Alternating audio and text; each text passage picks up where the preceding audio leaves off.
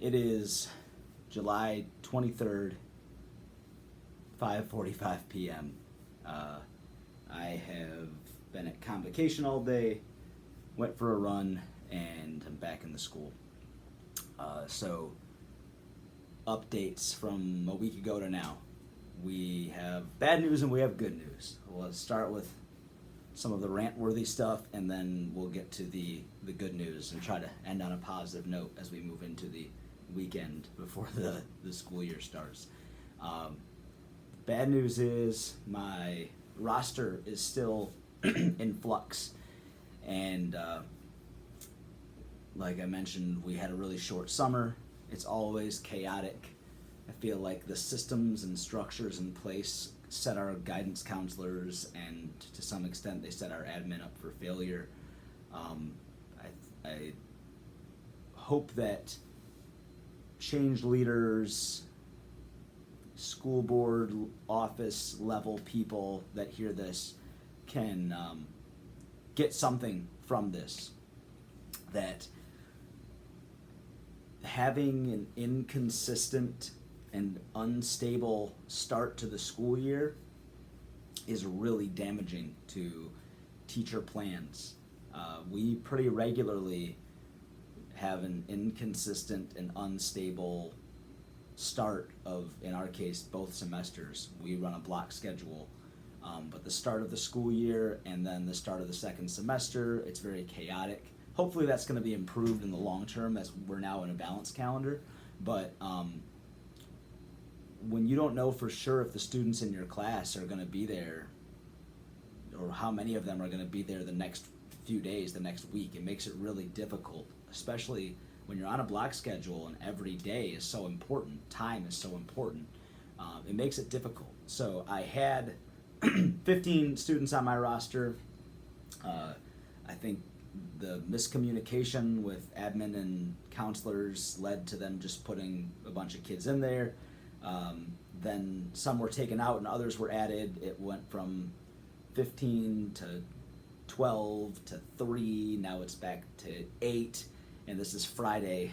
The first day of school is Monday. There's supposed to be 15 to 20 kids in there. We'll see. But my concern right now is that I have a project launch. I have a sequence of events in my plans that require the first week to be valuable, meaningful instruction, including a guest coming into the school and us getting things to that guest, and a community member. And for us to make that work, in order to build things the way that I have it structured, I need to have a stable roster, and that's difficult. You want to be flexible. You want to be understanding of the people who help put these things or make these things happen, and they have a lot. I don't want to undermine that. They have a lot on their plates. There are like 1,250 students at this school. We have a virtual component. Apparently, our principal said there's like 100 kids going virtual this year, but we're also up 100.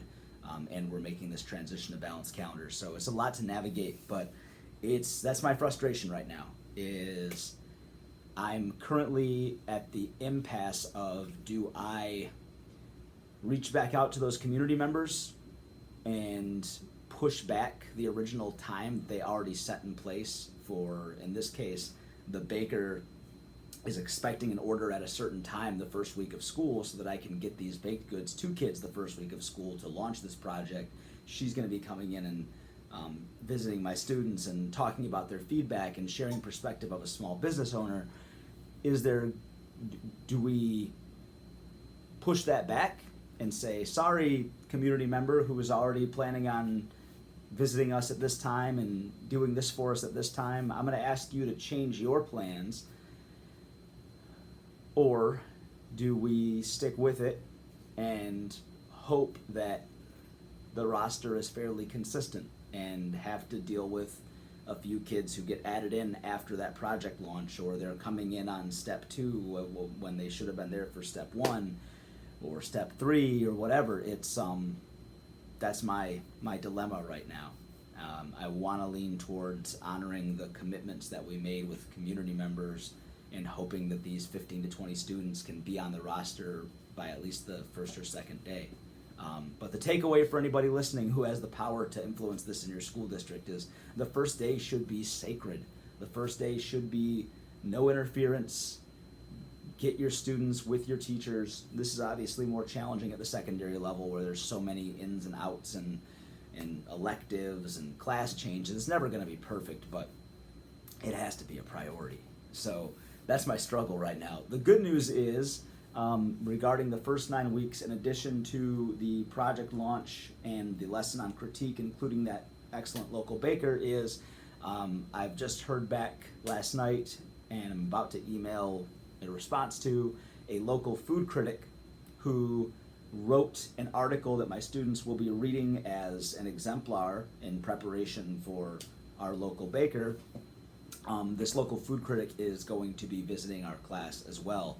So she is an advocate for small business ownership and or promoting small businesses. So she will get to share that experience of nonfiction writing as a professional who deals with food in particular, that can help give some insight to our students who are writing to promote small businesses for their project. And I'm sure there'll be some other insights that she can share as well. So she gave me some dates. I'm going to look at my schedule right now and find out which one fits in. Right now I'm leaning towards the latest date that she offered, just so that I have the greatest chance of having students in place. So that's awesome. And then on the second 9-week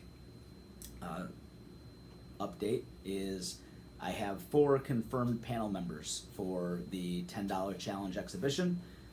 The superintendent will be there, the city manager will be there, the vice mayor of the city will be there, and the city mayor will be there as panel members for the $10 challenge. So to have that date, which is going to be December 7th, already locked in and have those panel members in place is great. We may or may not add one more panel member. I left a spot.